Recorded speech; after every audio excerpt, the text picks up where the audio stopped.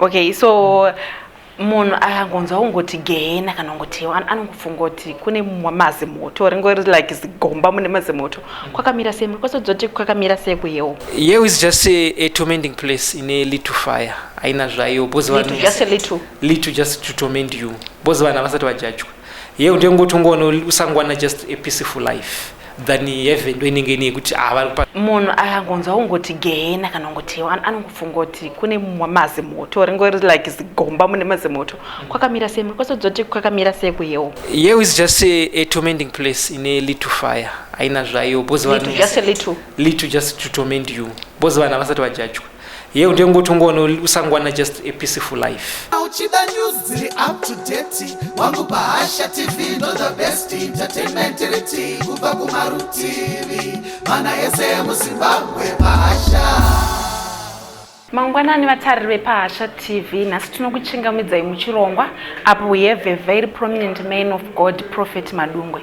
Tinokugamuchirai Prophet. Aiwa tinotinda nekuti unza kuchirongwa. Okay, tinotenda. So Prophet nhasi pamwe pane nhasi atanga kuonawo PahashaTv. So mungakwanisawo here kungopa vanoona vakatarira kuti anonzi Prophet Madungwe ndeyani? Anonzi Prophet Madungwe is the Heavenly Army Commander and the founder of the church on the remaining desire of all nations ministry based in Harare. A prophet who is the Heavenly Army Commander, so anongarari in heaven, who meets God here on earth, even in heaven. Every day we had some meetings with the heavenly delegates like Michael, Gabriel, Christ, even God. So this is the lifestyle that always we interact with the heaven. Sometimes I stay in heaven, here I visit. Okay, so Prophet, tikatarisa amwe prophets ari pano pasi, then ine amwe chaiwe even in Bible. Omwanoti ini ndakareceive calling yangu pakati, omwanoti even Moses akaona burning bush. Imi calling yenyu makaiwana rini? Alright, I was ordained in 2011. I was told to fast, that was April. Ndo panakana receive the message, you can fast for 40 days. Then I fasted. Ndichiri pakufast type about day number 20, so 20 May, that was 2011. Then the confirmation came that I'm a prophet of God. So from that year, I started to know that I'm a prophet of God. But although I have to do God's work, but I my office. So I grew up preaching, doing everything that I'm going to be a man of God. Because I want my angelic visitation from the age of 4 years. But was the fully title a prophet, that was 2020. So 20 May, midnight, 00 a.m. The Lord sent the angelic, then it was confirmed that I'm a prophet. Then when 40 days, but no pandaka receiver the calling. Okay, Prophet. And that's why muchiti imimi maka receive calling in, right? Saka calling pa maka receive yakaya ari ma visions here or makatuna like the angel of God yakatomira apa ikati Madungwe nasi wa prophet. At the age of 4 years, ndo panakatanga kuona these creatures, these angels, these spiritual beings, the angels. So but ndakatanga kuona zvima lesser one zvichikwira kusvika ndazoona ma highest one, but handapedza I'm still being introduced mchana. So that day nestage ndandiro ndakatumirwa the angelic inoenderana nezvandaikwanisa kucontainer, ndobva ya deliver the message. So ngonzi Mary, you are beloved, which are going to carry ndiwo chazvara Jesus Christ. Ndobva saka mune mchongotaura, it's like you are speaking to someone inongova visible the angel yotora attention yako, then you deliver the message. Kana uchada kubvunzawo although ndine zvandakabvunzawo ipapo about because it was a controversial, because when the angel appeared yakandishedza nerimwe zita randaisanzwisisa risiri rangu, then vazoshedza neanother name, second name, vaizoshedza the third name. So I was totally confused. Then he started to explain to me why he has called me, because he called me Prophet Daniel. Then but you are not Prophet Daniel of Old Testament. Then I said, why have you called me Prophet Daniel? Then you are his son. Then I'm not a Jew, I'm not an Israelite. Then after that third one, the person says, you are a prophet, but you are doing the continuation. Teachable from Daniel, John the Revelator, the separated two stages before calling persons a prophet. Okay, prophet. masure matimi makadeidzwa nemazita asiri enyu, right? Saka was Madungwe a part of those names amakadanwa nawo? Right, pakatanganzi Prophet Daniel. Greetings, Prophet Daniel of Old Testament. Then I replied, I am not Prophet Daniel of Old Testament, it's late. Then Babanzi, okay, you are his son, Prophet of Daniel Old Testament. I am not a Jew. Then we are continuing, from today you are a prophet. Then that what does it mean that you referred to me as Prophet Daniel, as his son? Then he said it's a one thing, from Daniel to John the Revelator, and the son, he was Upinda Prophet Madungwe, part 31. My hierarchy agamira kada says Elijah to Pinda pana Elisha. Okay. To shika pana John the Baptist. Kana yagata says to my Christians, to Christ. Okay. To shika pana the Christians, it's a passing by. Saga ndo ma special callings that now in the Bible are three. Saka indo kwandaka isoko iko. Then Bandazo understood us, so he explained everything. Okay, so Saka Madungwe is like surname yenyu? Yeah, it's my surname kuzvarwa nayo. So the title prophet inozoiswa pa surname yangu. The prophet. Although inini I'm not vanoshaza zvo. Inini my actual name it's prophet. So zvakangotaura kunzi prophet. Because munane names ake even anoshedzwa now, even what's Daniel anganirakira aishandisa kuBabylon. So vanonzi vari kuti Prophet Madungwe, yes ndori pachitupa, but I'm Prophet Daniel Remnant. That's my real name. That's when I can see Daniel ivavo.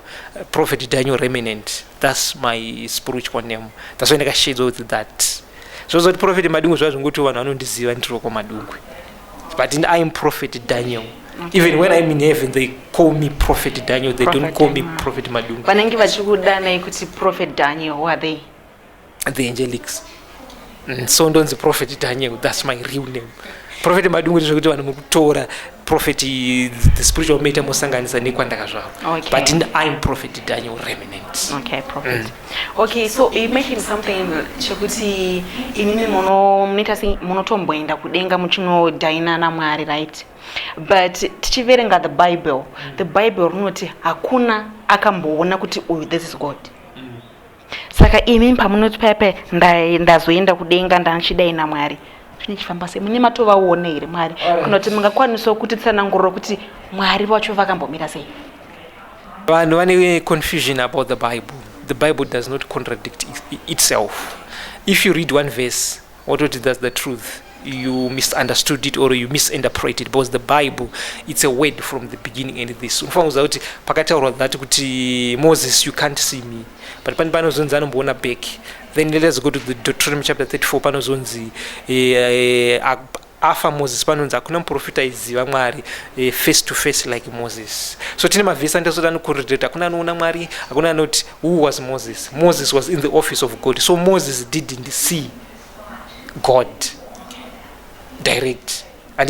But who was behind Moses? Because Moses anonzi I have made you like God. Angari into two offices. Sezvakaita president, vanonzi president weZimbabwe, vanonzi army commander. Kana vari kumasoja vatonzi president, vanosaluta vachinzi army commander. Chiro kupfuta nokutobvunza kuti bata ndiye mukuru andoti mautoitai zvakati. Anditika saka same nesezvandati Madungwe cannot see God, but Prophet Daniel ndo vanoona. Then zvinhu zvinobatanidzwa. Zvinoita keke, you can't say you have a cake without ari mwana pane zvine zviri pasi zvakaita zvichingwa zvanditi then poita cream ndo rinonzi cake. Anditika saka even neni I have two parts. Anditika saka Madungwe and the Prophet Daniel zvinobatana. So anoona ndi Daniel, then kana zvakuripotwa munoona sokuti Madungwe ndi ari kuripota. So what I say zvakaita demon rinoti aurorwi, but muri kuona the person wamuri kuona, but demon root or inside. So there is something chiri within. Saka chiri within Moses ndo chaiona Mwari, not the body of Moses. Saka painzi aoni the body, it was Moses, not zviri inside Moses.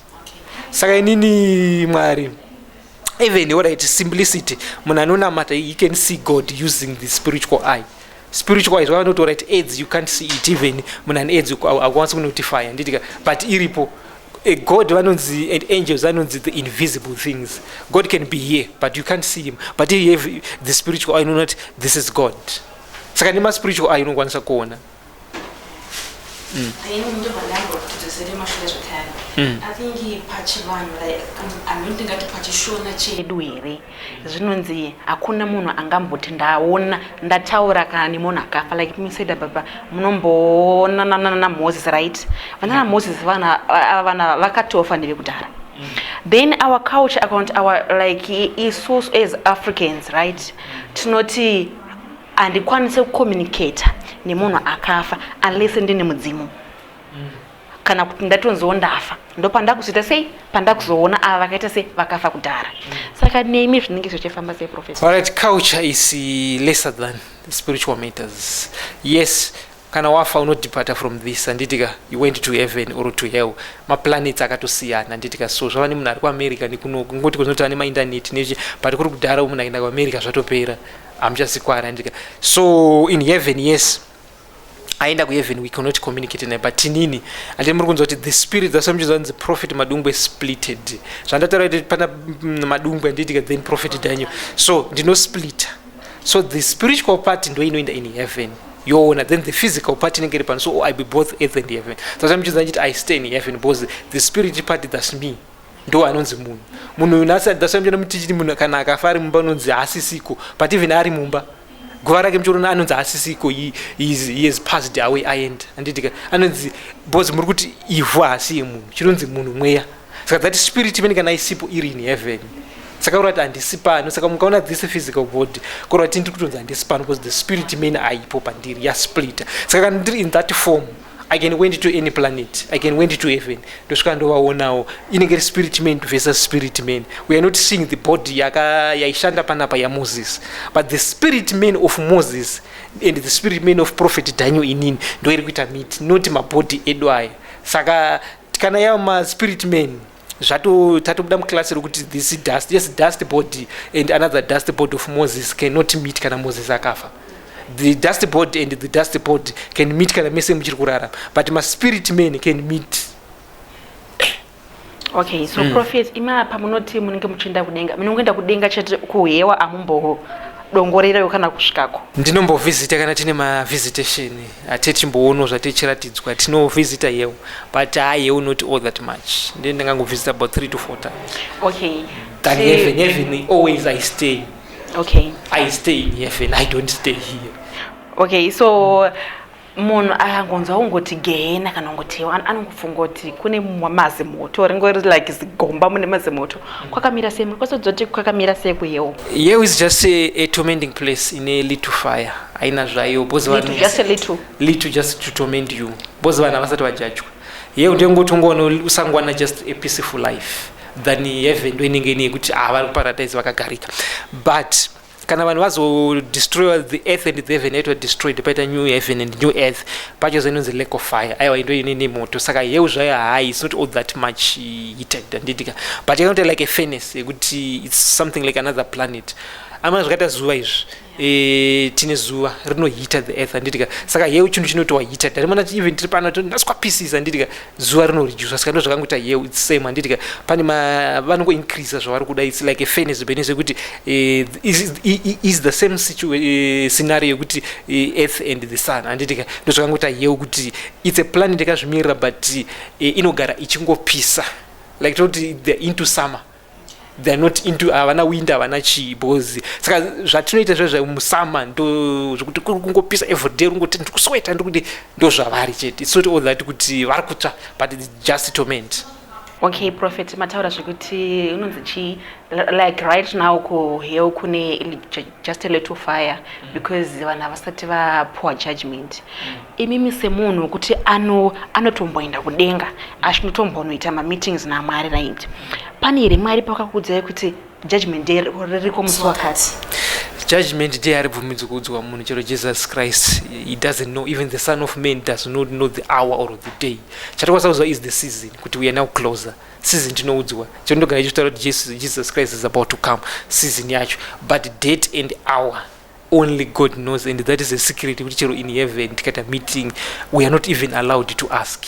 It's a imhosva yekuona kutobvunza kuti I want to know the date and the hour according sezvo vanhu vanoziva heaven toziva kuti kune zvimwe zvinhu zvisingabvudzwi zvakafanira kuti iwe kuti ndoda mukadzi wababa chinjo kuti achifanga kutobuda pamuromo wemwana saka kune chimwe chinhu chatotoziva kuti in heaven hatitosviki that area yekubvunza kuti tinoda kuziva the hour and chatinobvunza is the season saka season ndoiziva kuti weare closer but date and hour hatibvumidzi chero even son of God mwanakomana haatobvumidzi kuriziva even maangels no one is allowed ende totoziva kuti it's a red line hatitobvumidzi kusvika ikoko kuti tizive that secret. Okay, Prophet. I think makamboya pano PahashaTv tikambotaura nemi. Then we mentioned something chinonzi automatic heaven entry. Pamaitaura zvekuti vanhu vanovunza dzimba nemota kwamwiri. So far imimi receive dzimba ngani kana kuti mane mota ngani dzamuinadzo. Alright, automatic heaven entry manasa imba kana stand kana stand imba kana mota. Kana mota. Basa ramwari nditika but azvisi zvangu. So the owner is God. Saka even zvikauya indiri just handibvumidzi. I'm just a middleman. Uri connect to your God. Anditika. Saka inini handibvumidzi to publish that. The owner of the things ndiani publish azvisi zvangu. Saka indika publisha ndine mhosva azvisi zvangu. Indringomira kuti Mwari vati zvinza izvo basa ramwari kana zvauya zvoenda kumuridzi. So anokwanisa kuanswer that question it's God only kuti kune mota ngani, kune dzimba ngani. The owner wezvunhu. And the one of the things does not reveal. Because when you look upon the right side, left in Gaza, so very spiritual, to review it. Okay. Since the mota nedzimba. Okay, so tobote pamazuva darika I think hapana 2 days 3 days takaona mabudisirwa property panze Prophet. Saka tandiri kuda kubvunza like your source of income because everyone ari pano pasi panyika panapa atori his or her own source of income. Any source of income kukwanisa kudzoza kuti ichi here? Inini source of income yangu it's God. Ndochengetwa naMwari. Mwari vakasimudza vanhu ndo vanouya in the name yekuti vasimudzwa naMwari, pushed by God. Kana pasina ndizvozvo. So zvamuri kutaura kuti Prophet akabuditsirwa zvinhu that's not true. Social media ine chingotaura kuti Prophet abuditsirwa zvinhu even mukatarisa indogara kumadeu yetfield picture rakabuda rera its location ine ndine zvinhu masofa even mukatarisa video rakazotaurwa nalandlord wangu achitaura kuti aiwa Prophet ane better property than that nditi okay saka property yange siri yenye aiwa ndingazoitoere zviya okay ngoti zvangu handisi munhu ane dzungu kuti ndinozonyanya kupublisha but aiwa sofa rakabuda paper saka ndine a nice sofa anditika inini handibuditse zvinhu zvangu. Okay, Prophet. So asi imimi hamusi kukwanisa here like zvekutaurikeko zvino izvi kuti Prophet vari kunzi Prophet vane ma-areas almost 800 changa chiri chokwadi kwadzangadzire nema icho kwadi kuti chikwereti chiripo and chikwereti haisi mhosva munhu wese ane chikwereti kwatezvara umwe asati atobvisa izvozvo asi vano ana 4-5 saka haisi mhosva yekuti ndine chikwereti kupe homes nyika inoita chikwereti chiripo but anambokuti handichakwanisi inini but landlord ndo vakangolekisawo the matter but ndakati handinambotiza ndiri muno muZimbabwe ndakati ndichabhadhara even ukaenda kucourt unonzi are you going to pay kuti yes anambotiza ndiripo but landlord ndo vakangorevhilawo saka zvoita sekuti sezvo ndiri celebrity ndindega hazvire kuti anoona kuti Jesu anoti kana pane asina kutadza vese vakatadza kutaka mukadzi yabhozi uyu ndiye akabatwa achifeva but vese vaitofeva bhozi vakatadza kana kumutema saka tese tine zvikwereti hakuna munhu asina chikwereti kuti Prophet Madungwe panyanga aiwa zvinowanika even Mwari utodzingwe but ngoti kana uri popular zvibva zvoita sekuti muromo wezvo aiwa zvinowanika tichabhadhara tiri kugadzirisa nyaya dzacho tiri kumhanya Mwari vanotibatsira Mwari vanga kambo yes this season was authorized kuti zvinhu zvichambomira Prophet Madungwe the holy prophet and the holy Israel holy land Israel saka tiri to go through a lot but the season is now favorable as June starts that says the Lord saka takatopfurawo ipapo zvakaita Job akafirwa nevana akadiswa mwana unozoti ana Mwari ana udiwa akatuka Mwari you don't understand the life of a prophet akafirwa nevana akafirwa nezvipfuwo vanhu vaita sokuti vanhu vakanoona sokuti Mwari arasa Job no Mwari vane vachitoda muranda wake vanongotendera vakatoti Satan chienda unoedza so this is the testing time for me zvoda kuoneka kuti ndicharamba ndichinamata here ndicharamba ndichitaura here kuti tiparidze evhangeri takanyatsosimba. Okay, so how is the relationship between you and your landlord? Because he said you are not paying minimum areas. The relationship in you yakamira sei? Alright, I don't have a problem with the landlord. The problem is only with Mari apana togadzisa landlord ane right kudo mari yake because ndo pane the source of income saka handikwanisi kuti why vakazviita he needs this money handiti she needs this money which is good but we do not have a bad blood between us because ndi munhu ari very open ndingowadza kuti handina mari ndawana yakati ndichakupai pakati saka ndakataura navo ndikavaudzawo zvatakataurira navo saka handisi munhu ane chitsotsi even ngabvunza my family vanhu vari close to ndi handisi munhu ane chitsotsi zvokuti ndinomutisa even ngabvunza landlord ndaondoa kuti this man is very faithful pazvinhu zvake saka takangotaurira uno saka hatina ko ndingavavengere indi ndine chikwere ndinovavenga noti ndaita chikwere chavo ndinovavengere ndichangovapa mari yavo as soon as possible. Okay, imimi semunhu waMwari se a prophet, I believe kuti mune vanhu vamunotungamira right, and tikati nyatsotarisisa all the prophets vari around vanhu vanikuya vachitengerwa dzimba kana kuti vachibhadharwa marendaus avo nevatent vechechi vanenge vachitungamira. Saka imimi, how big is your congregation yekuti ingatadza kukubhadharirai marendaus kana kuti pane zvimwe there is something that is between you, the prophet, and the congregation? All right, isusu this is the church protocol and tika church iripo. But isusu church kwedu we do not force things kuti because some church they are forceful kuti vanhu bvisa kana kuti bvisa $100 zvemaclasses zvechikwedu isusu tongoti you give willingly. Saka willingly munhu anogona kusabvisa. So sometimes tonaita mwedzi kusina chauya kuchurch because isusu we do not force, we not willingly. Nanditika because then I believe ndochengetwa naMwari. Saka Mwari kana vasina kupusha munhu kuti abvise 500 atinidzi musaka tonaita kutopedza mwedzi tisina because we do not force kana zvoita mamwe machechi kutoti unzai kana kuti mapartners ione kuti pamari yakati one kuti isusu hatifollow isona seizvozvo because isusu I'm there to preach. Tikatarisa kumaprofits ari around right, vane vanhu vanotungamirira, so and vanhu vatendi vavo ndo vari kuwanika vachivabhadharira marendaus vachivaendesa even for vacations. Saka inini my question is vamunotungamirira imimi as a prophet, right, havasi kukwanisa here kukubetserei kubhadhara marendaus kana kukuitirawo something big chekuti imimi hamungazowanikwe muchinzi prophet Madungwe nhasi vavhara pasocial media kweza vasikasei havasi kukwanisa kubhadhara marendaus avo? Alright, chazvinoita nezvekuti machurch structures anosiyana. Mamwe machurches it's like a business. Kuti munhu anonzi tine maclass bvise $100 ndema $200 mabhadhira zvezvo by force anditika it's no longer giving. Isusu kuchurch kuti tongoti you give kauchida, if you do not want hatukuforce. Saka zvinoita sometimes tisare tisina mafinances, but inini I accept zvinhu zvikadaro because ndinochengetwa naMwari. Anditika zvakagara zviri biblical even Elisha akatoshayipe kutomborara anditi achita basa raMwari. Saka zvinowanika inini I do not force, I just preach. It's up to you kana uchida ku but tinodzoka kuti anochengeta Mwari, anochengeta munhu waMwari ndi Mwari. Saka kana Mwari vasi kuda kuvhura madoors panguva yacho I don't force, I do zviripo. Ndikanzi it's time for the wilderness, nguva yemurenje ndo zviripo. Anditika chero varipo vanogona kutombomira panguva iyoyo. Saka I don't force season. Kana kuchitonhora kutotonhora kuda kuforsa kuti asoda kupfeka juice because inini ndiri kuti kupisa azviti. Saka the season God has allowed this season to pass through. Saka even chiro vanobatsira varipo varikona kutombobviswa naMwari. Sezvakaita Jesu akunofa pamuchinjikwa vana Peter vakatombonzura akaita sokuti hana kana munhu Jesu. Saka Mwari vanobvisa chiro varipo vanhu vacho zvinotombobviswa because pane zviri kudiwa naMwari. Andika ina understand kuti this season pani ndiri kuziva because ndakagara ndaitwa notified kuti we are going through that wilderness, so ndaizviziva but now it's over. Saka zvinowanika. Okay, prophet, imimi you want to mention something chekuti imimi like muri munhu two in one wekuti there is prophet Daniel then there is prophet Madungwe, right?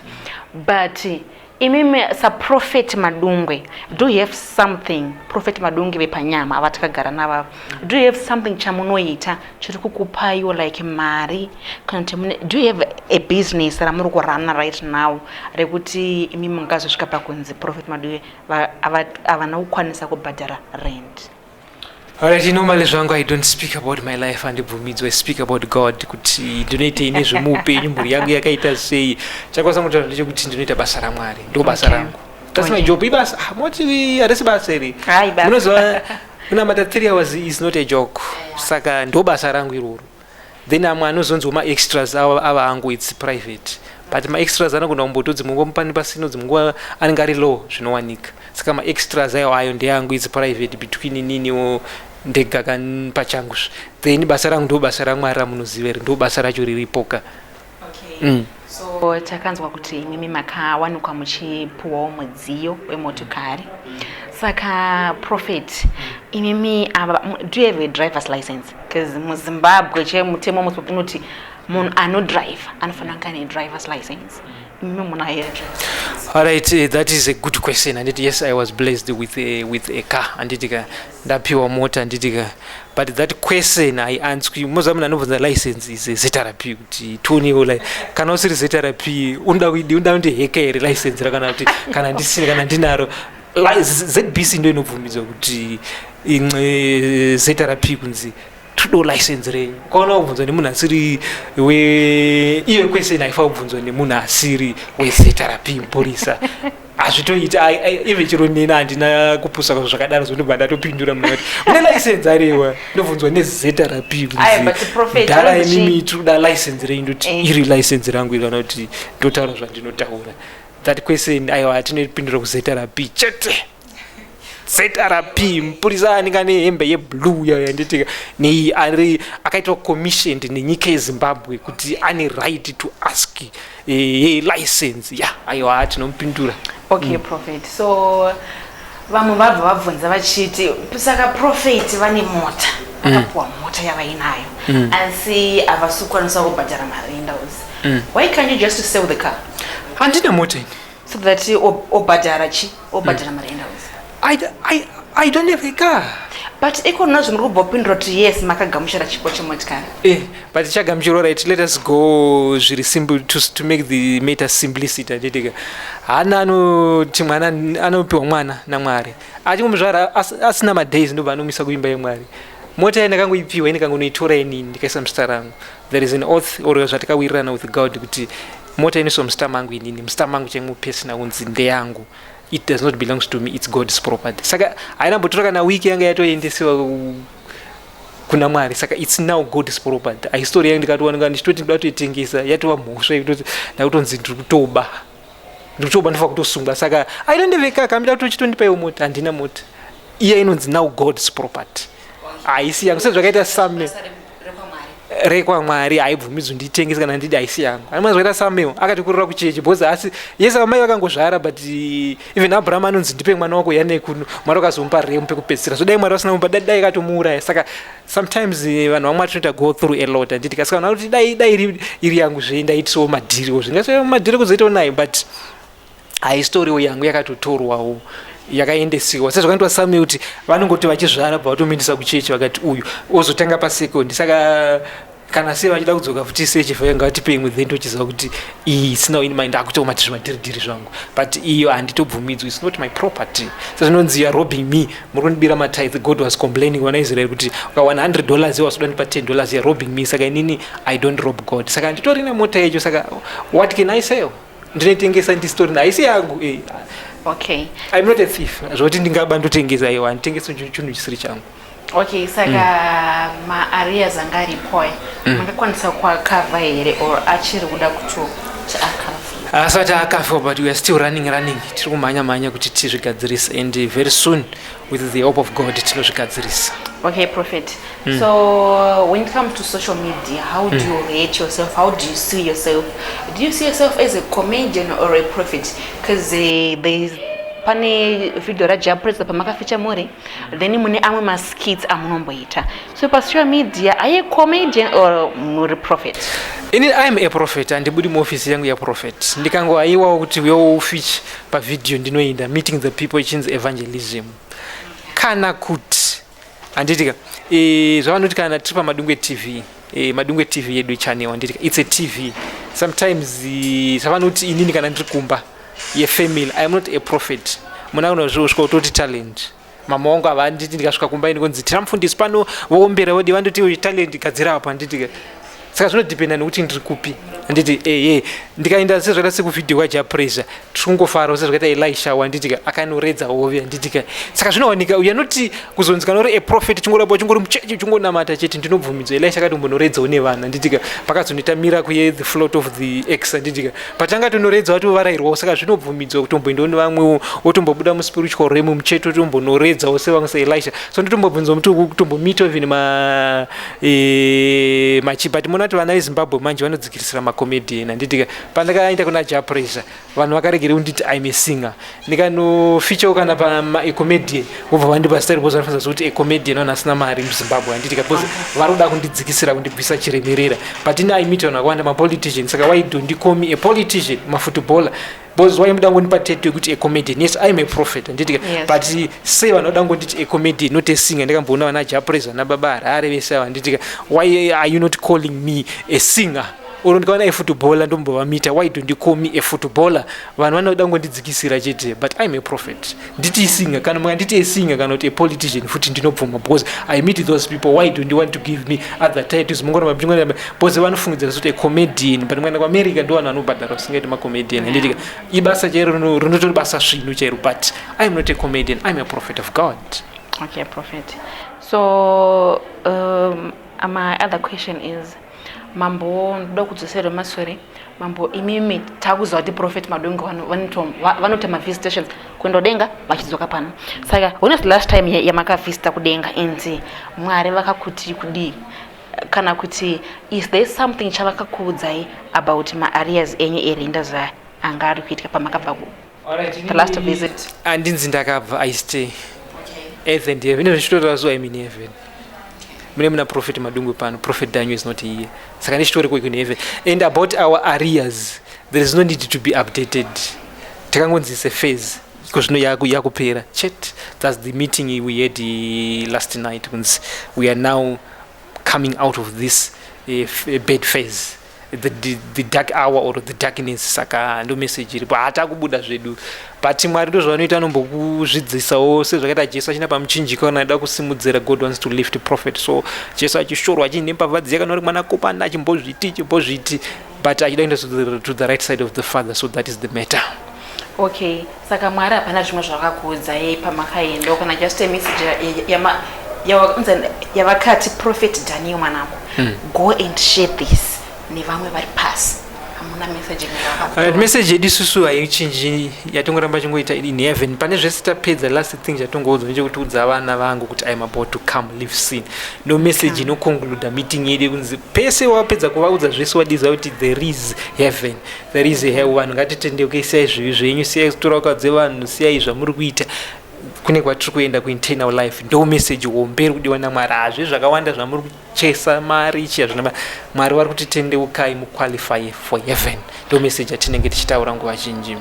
Okay, so the other question is tichiona angu maprofets ari muno munyika pese nepese vanenge vana amai mukufamba kungava kunoparidza kungava kopi vanenge vana amai asi isu hasati takamboona kuti kana tiziva kuti vaMadungwe vacho prophet Madungwe ava kumba kuna mai here kana kuti hakuna kana munhu watakamboziva kuti ava ndome Madungwe kana kuti uyu mwana waMadungwe I'm a married person in a family but I don't disclose zangu much kuti ndiani even in Bible no one knows mukadzi waDaniel waIsaiah saka isi mosva futi ndotoita like zvaitoita my forefathers but I have a family but azvangu handingo ina handisi munhu we show off chero even panichazotenga the whole world I will not hazvisitombofi zvasikamwe kuti now the whole world is mine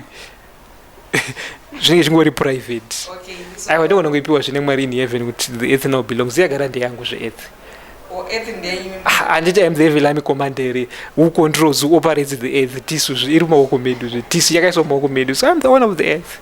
Okay, so even heaven yacho I'm the owner handiti army ndo varidzi venyika heaven belongs to prophet Madungwe akaipiwa handiti I'm the evil army commander ndo vanopatrona saka zvese sezvakaita kunzi mwanakomana ndiaisirwa zvese so evil army ndoipiwa zvese unzi ndezvenyu sezvakaita alright baba anoti ndini ashandira vana chitora izvi ndo zvinoita Mwari zvavo vanotipa isusu etse ndiyazwa kuti prophet ndezvenyu izvi.